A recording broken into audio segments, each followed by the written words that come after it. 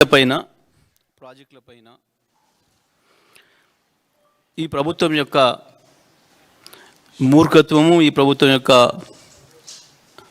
అనాలోచిత వైఖరి, ప్రజా వ్యతిరేక వైఖరి, ప్రత్యేకించి వ్యవసాయ ఉత్పత్తుల్ని రేపు కొనడానికి ఇబ్బంది అవుద్దని చెప్పి ఇప్పుడే పండియకుండా చేయాలని చెప్పి చేస్తున్న కుట్ర రైతులపైన ఇవన్నీ రోజు రోజుకు బయటపడుతున్నాయి, నగ్నంగా కనబడుతున్నాయి.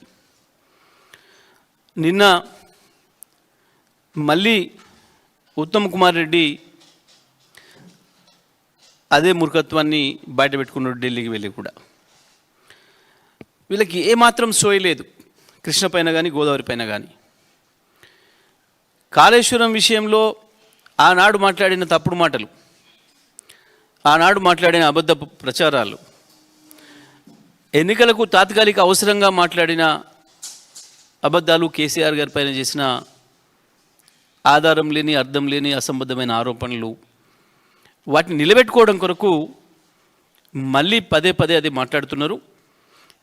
కానీ ఇప్పుడు ప్రత్యేకించి మొన్న యాసంగిలో ఏదైతే ధాన్యం కొనడంలో విఫలం చెందినరో దాని నుంచి రైతులు వీళ్ళు చెప్పిన మాట ప్రకారం మొదలు దొడ్డు ఓట్లకే బోనస్ ఇస్తారనుకున్నారు 500. కానీ వీళ్ళు మాట మార్చి సన్న ఓట్లకు బోనస్ ఇస్తామంటే కూడా నెమ్మదిగా రైతులందరూ కూడా సన్న ఓట్ల వైపు మారుతున్నారు. దాంతో వీళ్ళ అంచనాలకు మించి వీళ్ళు తప్పించుకోవడం కొరకు అన్న మాట అది. సన్న ఓట్లు అయితే పండిస్తలేరు, కేవలం కృష్ణా ఎడమ కాలువ వైపు కొంత, నాగార్జునసాగర్ ఎడమ కాలువ వైపు కొంత పండించినా అవి మిల్లర్లకే సరిపోతున్నాయి అన్న సమాచారంతో సన్న ఓట్లకి ఇస్తామని చెప్పి ప్రకటించారు.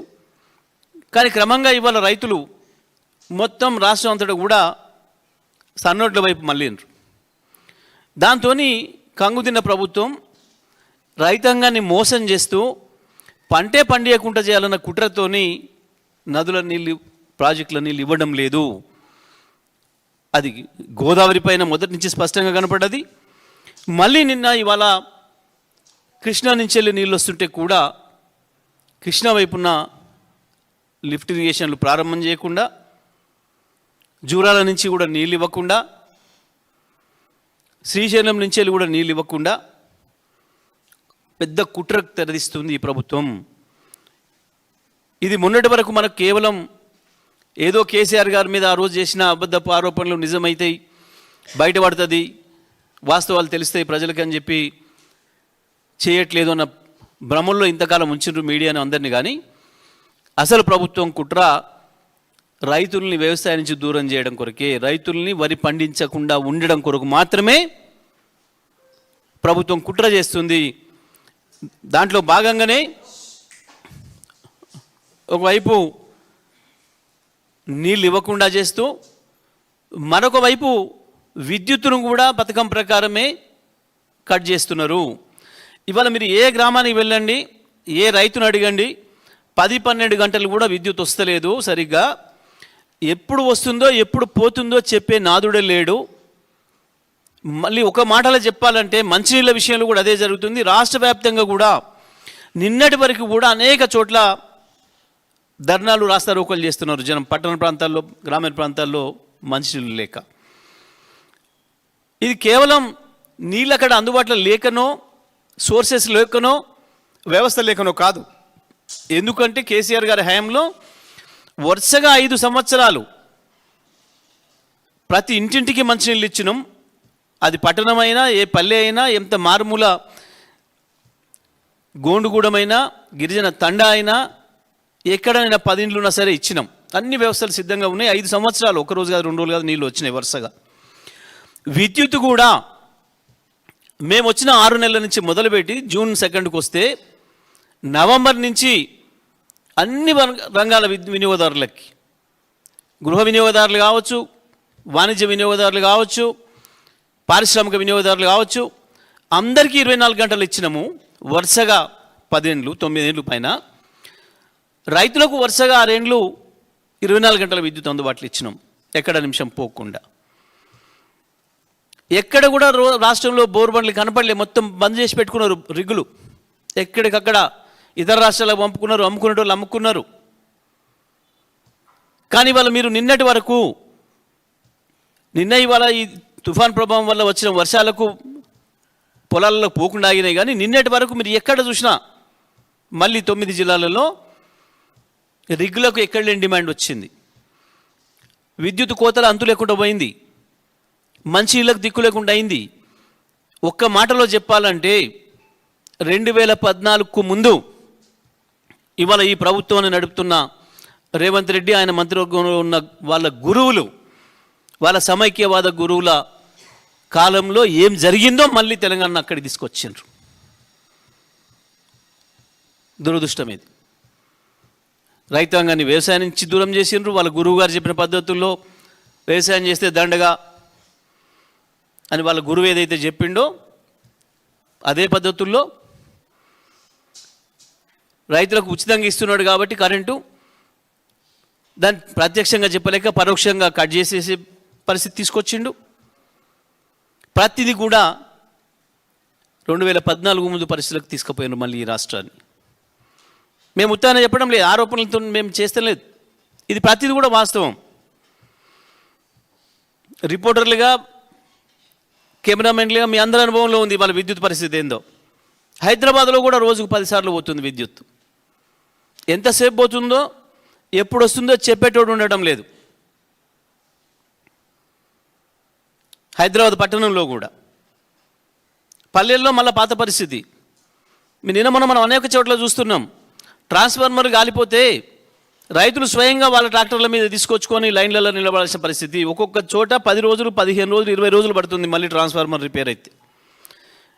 మా సమయంలో హైదరాబాద్ సిటీలో 2 నుంచి 3 గంటలు ట్రాన్స్ఫార్మర్ ఫెయిల్ అయితే. గ్రామాలలో రైతులకు ఏమాత్రం ఇబ్బంది కలగొద్దు, మేము ఆర్డర్ ఇచ్చింది 24 గంటల లోపులనే మళ్ళీ కొత్త ట్రాన్స్ఫార్మర్ ఉండాలి అని. కానీ 10-12 గంటల లోపులనే ఇవ్వగలిగినాం. ఆ రోజు ప్రతి సెంటర్లో, రిపేరింగ్ సెంటర్లో స్టాక్ రెడీగా పెట్టినాం మేము ఆనాడు. ప్రతి చోట, ప్రతి సబ్స్టేషన్ దగ్గర స్టాక్ రెడీగా ఉండేది ఎప్పుడు కూడా. కానీ ఇవాళ పరిస్థితి లేదు. విద్యుత్తును కావాలనే ఉత్పత్తి చేయడం లేదు. థర్మల్ విద్యుత్తును బొగ్గు కుంభకోణం చేసి, బొగ్గును సరైన పద్ధతుల్లో నిర్వహణ చేసుకోక, సింగరేణి నుంచి వెళ్ళి బొగ్గును తెచ్చుకోలేక, యాదాద్రిలో కావచ్చు, వీళ్ళు పెద్ద లెసవాగుడు వాగిన పిటిహెడ్ అని చెప్పిన కొత్తగూడెంలో కూడా బొగ్గు కాస్ట్ను తగ్గించుకోవడం కొరకు 500 మెగావాట్ల యూనిట్ను బంద్ చేసి పెట్టినరు. యాదాద్రిలో 4 ప్రారంభమైతే 2 నడుపుతున్నారు. ఒక పథకం ప్రకారమే రైతాంగానికి విద్యుత్ కోతలు విధించడం కొరకు మాత్రమే, పరోక్షంగా రైతుల పంట దెబ్బతీయడం కొరకు, రైతులను పంట పండించకుండా చేసేదాని కొరకు చేస్తున్న కుట్ర ఇది. ఇవాళ మేము తప్పకుండా గ్రౌండ్ రిపోర్ట్ తీసుకొచ్చి ఇస్తాం. ఈ పాటికి గోదావరి జిల్లాలలో నాట్లు అయిపోయినాయి. కానీ వాస్తవానికి మేము కేసీఆర్ గారి నాయకత్వంలో గత 5 సంవత్సరాలు గోదావరి జిల్లాని మించిపోయినాయి. సూర్యాపేట జిల్లా కావచ్చు, ఉమ్మడి వరంగల్ జిల్లాలోని 4 జిల్లాలు కావచ్చు, కరీంనగర్, మెదక్ జిల్లాతో సహా, ఉమ్మడి మెదక్ జిల్లాతో సహా గోదావరిని మించిపోయినాయి వాస్తవానికి. అక్కడి నుంచి వచ్చిన మిత్రులు అనేది అన్నా, మేము ఒకప్పుడు చూసి గోదావరి గొప్ప అనుకున్నాం, గోదావరి జిల్లాలు మించి ఇవాళ మీరు తెలంగాణలో చేసిండు కేసీఆర్ అని. హైదరాబాద్ నుంచి వెళ్ళి విజయవాడకి వెళ్ళే ప్రతి ఒక్కరు మాట్లాడి చెప్తున్నారు మాకు, అన్నా ఏం మాయ చేసిండు కేసీఆర్, ఎటు చూసినా తెలంగాణలో పచ్చ కనబడుతుంది ఇవాళ అని. నిజమే, ఇవాళ మళ్ళీ 2014 పునరావృతం అవుతుంది ఎక్కడికి వెళ్ళి చూసినా. ఇవాళ మళ్ళీ కన్నెపల్లి దగ్గర నుంచి 1,00,000 క్యూసెక్ల పైన నీళ్ళు పోతున్నాయి, లక్ష్మీ బ్యారేజ్ దగ్గర నుంచి. ఇవన్నీ పోయినాయి, ఇప్పటికీ అక్కడ నాట్లు అయిపోయినాయి గోదావరి జిల్లాలో. దాదాపు ఇప్పటికీ 200 టీఎంసీల పైన కనేపల్లి పంప్ హౌస్ దాటి నీళ్ళు వెళ్ళిపోయినాయి కిందికి. వాస్తవానికి ఎల్ఎండి కంటే కిందనే ఇప్పటికి మనం 140 టీఎంసీలు నింపుకుందాం. ప్రతి ప్రాజెక్టు నింపే నీళ్ళు వచ్చినాయి, పోయినాయి. వీళ్ళు పోయింది అని ఏదైతే చెప్తున్నారో కాళేశ్వరం విషయంలో ఏదైతే కాకుల్లాగా గద్దల్లాగా అరిచినరో, ఇవాళ మీరు ఎల్లంపల్లి నుంచి నీళ్ళు తీసుకురావడానికి ప్రారంభించిన పంపులు కూడా కాళేశ్వరమే.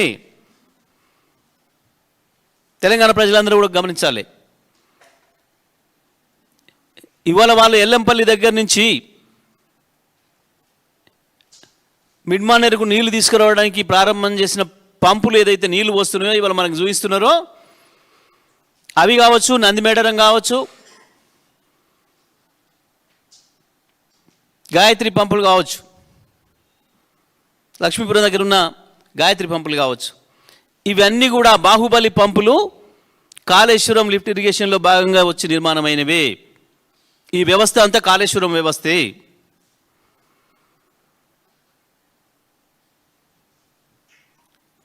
మేము డిమాండ్ చేస్తున్నాం, ఇవాళ ఎల్లంపల్లి నుంచి వచ్చే నీళ్ళు 2-3 రోజులు ఆగిపోయినా ఎందుకు అని అంటే అది కేవలం ఆ ప్రాంతంలో పడ్డ 100 కిలోమీటర్ల రేడియస్లో పడ్డ నీళ్ళతోనే ఇవాళ ఆ వచ్చిన నీళ్ళని ఎత్తి పోస్తున్నారు. పోయాలి, పోసి తీరాలి. మేమంటుంది అదే. ఇదే పద్ధతిలో కన్నెపల్లి దగ్గర కూడా పంప్ ప్లాన్ చేయాలి, కంటిన్యూ చేయాలి. ఎందుకు అనంటే ఎస్ఆర్ఎస్పికి పైన వరద వచ్చే సూచనలు కనబడతలేవు. పైన ఉన్న ప్రాజెక్టులు నిండలేదు ఇంకా, కర్ణాటకవి, మహారాష్ట్రవి. పైననే నీళ్ళు రాలే ఇంకా. కాబట్టి ఏ పరిస్థితుల్లో కూడా ఈ వైపు నుంచి నీళ్ళు వచ్చే అవకాశం కనబడతలేదు. మేము మళ్ళీ డిమాండ్ చేస్తున్నాం, ఏదైతే మీరు ఇవాళ ఎల్లంపల్లి నుంచి నీళ్ళు తెస్తున్నారో ఎల్లంపల్లిలో నీళ్ళు అయిపోతే కన్నేపల్లి కూడా ప్రారంభం చేయాలి. ఎట్టి పరిస్థితుల్లో కూడా ఇక్కడ కొండపోచమ్మ బస్వాపూర్ వరకు నీళ్ళు తీసుకురావాలి. అక్కడ మాకు వరంగల్ జిల్లాలో మైలవరం, బయ్యన్నవ నుంచి సూర్యాపేట వరకు కూడా, కోదాడ వరకు కూడా నీళ్ళు ఇచ్చి తీరాలి తప్పకుండా. రైతాంగం అందరూ కూడా ఎదురు చూస్తున్నారు. మేము విద్యుత్ విషయంలో కూడా మళ్ళీ డిమాండ్ చేస్తున్నాం, మళ్ళీ 24 గంటల విద్యుత్తును పునరుద్ధరించాలి. మీరు చెప్పకుండానే 12 గంటలకు 11 గంటలకు తగ్గించిండ్రు. అది కూడా ఎప్పుడు పోతుందో ఎప్పుడు వస్తుందో తెలియని పరిస్థితి తీసుకొచ్చిండ్రు. ప్రభుత్వం విద్యుత్ కోతలు ప్రకటించదలుచుకుంటే చెప్పి ప్రకటించండి, ఏ సమయానికి పోతుందో ఏ సమయానికి ఇస్తారో. గతంలో మీ సమైక్యవంతుల గురువులు చెప్పిన పద్ధతుల్లో రోజుకు 6 గంటలు ఇస్తారా, 8 గంటలు ఇస్తారా, 12 గంటలు ఇస్తారా, కట్ చేయదలుచుకున్నారా? లేదు కేసీఆర్ ఇచ్చినట్టుగా 24 గంటలు విద్యుత్ కొనసాగిస్తారా? ప్రభుత్వం వెంటనే ప్రకటన చేయాలని చెప్పి కూడా మేము డిమాండ్ చేస్తూ ఉన్నాం.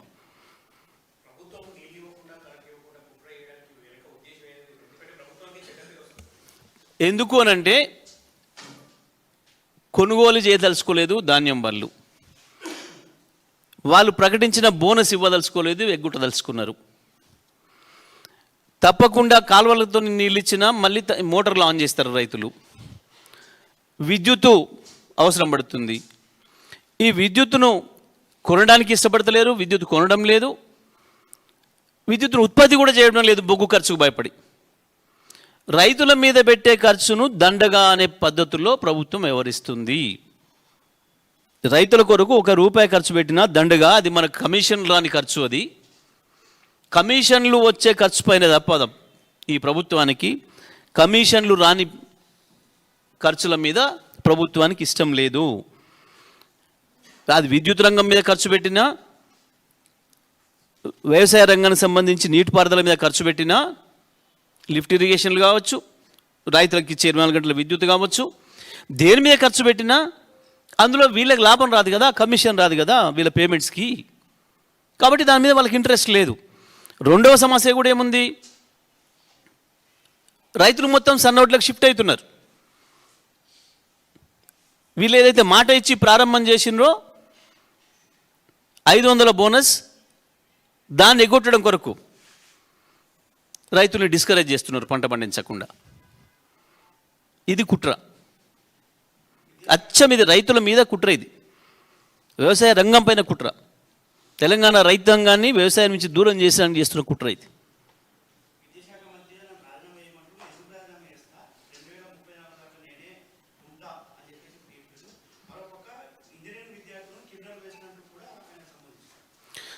నిజమే, చదువుకున్నోడు తెలుస్తుంది చదువు విలువ, చదువు రానుల్లో కూడా తెలుస్తుంది. పాపం మా పిల్లలు చదువుకోవాలని తాపత్రయపడతారు. కొంతమంది చదువురాని తల్లిదండ్రులు కూడా మేము చదువుకోలేకపోయినాం, మా పిల్లలను చదువుకోవాలి అని చెప్పి తాపత్రయపడతారు. ఎందుకంటే చదువుతోనే వెలుగు, చదువుతోనే ప్రపంచాన్ని చూడగలుగుతాం. కాబట్టి కేసీఆర్ గారు చెప్పిండ్రు, చదువు విషయంలో కేసీఆర్ గారు ఒక మాట స్పష్టంగా చెప్పిండ్రు. ఒక్క తరానికి కనుక మనం సరైన విద్యను అందించి, నాణ్యమైన విద్యను అందించి ప్రపంచంలో ఎవరితోనైనా పోటీ పడగలుగుతామన్న విశ్వాసాన్ని కనుక ఇచ్చి పంపిస్తే ఇక ఆ సమాజం తిరుగులేని సమాజం అవుతుంది అని చెప్పి దాని కొరకే కేసీఆర్ గారు ప్రత్యేకించి గురుకుల పాఠశాలల్ని పెంచి, ఎందుకు అంటే గురుకుల పాఠశాల పైన ప్రజలకు విశ్వాసం వచ్చింది. ప్రత్యేకించి దళితులు, గిరిజనులు, బలహీన వర్గాలతో పాటు మైనారిటీలకు కూడా విద్య పట్ల ఆసక్తి పెంచి 1000 పైన గురుకుల పాఠశాలను పెట్టి ఇవాళ మీరు చూసిండ్రు తెలంగాణలో ఇవాళ ఎక్కడ మీరు ఏ జన్జీ స్టూడెంట్ను పలకరించండి, అద్భుతంగా ఇవాళ హైదరాబాద్లో మాట్లాడుతున్న పిల్లలే కాదు, నువ్వు అది నల్గొండ పోతావా, కరీంనగర్ పోతావా, ఆదిలాబాద్ పోతావా, మహబూబ్నగర్ పోతావా, ఇంకెక్కడికైనా పో, ఆ పిల్లల్ని ఎవరినైనా మాట్లాడించు. నీ ఢిల్లీ పిల్లలకో ఇంకో పిల్లలకో తగ్గకుండా, నీ యూరోప్ పిల్లలకో ఇంకో అమెరికా పిల్లలకో తగ్గకుండా మాట్లాడుతున్నారు మన పిల్లలు, ఇవాళ ఛాలెంజ్ చేస్తున్నారు. మీరు మొన్న చూసిండ్రు, హైదరాబాద్ వేదికగా కూడా చూసిండ్రు, ఢిల్లీలో కూడా పోయిన పిల్లల్లో చాలామంది మన వాళ్ళు మొత్తం కూడా మన గురుకుల పాఠశాలల పిల్లలే, పూర్తిగా మన గురుకుల పాఠశాలల పిల్లలు. అది ఎస్సీ గురుకుల పాఠశాల కావచ్చు, ఎస్టీ గురుకుల పాఠశాల కావచ్చు, మైనారిటీ గురుకుల పాఠశాల కావచ్చు. మొన్న మీరు ఇందిరా పార్క్ దగ్గర చూసినారు, వచ్చిన వేలాది మంది పిల్లలందరూ కూడా అందులో మెజారిటీగా మన గురుకుల పాఠశాల పిల్లలు. అది కేసీఆర్ ఇచ్చినది. కేసీఆర్ ఈయన లెక్క మాట్లాడలే, పని చేసుకుంటూ పోయింది. నా పిల్లలు నేను ఎదిగించాలి, నేను పెంచాలి నా సమాజాన్ని, ఆ ధైర్యంతోనే హిమాలయాలు ఎక్కింది, కిలిమంజారోకి పోయింది. అది కేసీఆర్ ఇచ్చిన విశ్వాసం పిల్లలకి, అక్కడాక పోగలిగారు. మీరు ఒకసారి చెక్ చేస్తే 2014 తర్వాత మొత్తం భారతదేశంలో ఉన్న అన్ని రిప్యూటెడ్ ఇన్స్టిట్యూషన్స్లో మన పిల్లలు జాయిన్ అయ్యారు. మొత్తం భారతదేశంలో ఇది పెద్ద మునగాని ఇన్స్టిట్యూషను, ఇలా మనకు తెలంగాణ నుంచి మనకు జనరల్గా అవకాశాలు రావు, ఇది చదువుకోవడానికి పోలేరు అనుకున్న ఇన్స్టిట్యూషన్లో మొత్తం ప్రతి ఒక్కటి, అది ఏ ఐఐటి కావచ్చు, ఏ IIIT కావచ్చు, ఏమైనా కావచ్చు, అది ఏ బిజినెస్ స్కూల్ కావచ్చు, ఏ లా స్కూల్ కావచ్చు, ఏ మెడికల్ కాలేజ్ కావచ్చు, దేంట్లో కానీ మన పిల్లలు తెలంగాణ నుంచి మన గురుకుల పాఠశాల చదువుకున్న పిల్లలు పోయారు మొత్తం. కానీ మూర్ఖులకి ఏమర్థమవుతుంది, చదువు విలువ ఏమర్థమవుతుంది? ఎవడో రాసిచ్చింది చదివితే మనసుతో వస్తాయి కదా, మనసులోంచి వస్తాయి కదా. రాసిచ్చింది చదివితే గట్టినే ఉంటుంది. అదేదో న్యూక్లియర్ చైన్ రియాక్షన్ లాగా నోటికి ఏది వస్తే అది వాగడు. ఏం క్రిమినల్ వేస్ట్, నీ మొదటి వేస్ట్, నిన్ను ఎన్నుకోవడం ఒకటే ఈ రాష్ట్ర ప్రజలు చేసిన క్రిమినల్ వేస్ట్, నువ్వు ఒకటే క్రిమినల్ వేస్ట్ ఈ రాష్ట్రంలో. ఇలాంటి మూర్ఖుని విద్యాశాఖ మంత్రిగా ఉంచినందుకు 200 మందిని చంపినాం. ఇప్పటివరకు ఎవడు చేయలే ప్రపంచంలో ఒక విద్యాశాఖ మంత్రి అనేటోడు, పిల్లల్ని మాకు పంపించండి మేము చదివిస్తాం మీ పిల్లల్ని అని చెప్పి తీసుకుపోయి వాళ్ళ ఇళ్ళ నుంచి తీసుకుపోయి విషం పెట్టి చంపిన దుర్మార్గుడు. వాస్తవానికి ఒక్క నిమిషం కూడా అందులో ఉండడానికి వీల్లేదు. విద్యాశాఖ అనేది ఒక డైనమిక్ శాఖ, నిమిషం సమస్యలు వస్తాయి. వాస్తవానికి నేను సార్ను రిక్వెస్ట్ చేసి వద్దని చెప్పిన అన్నాడు.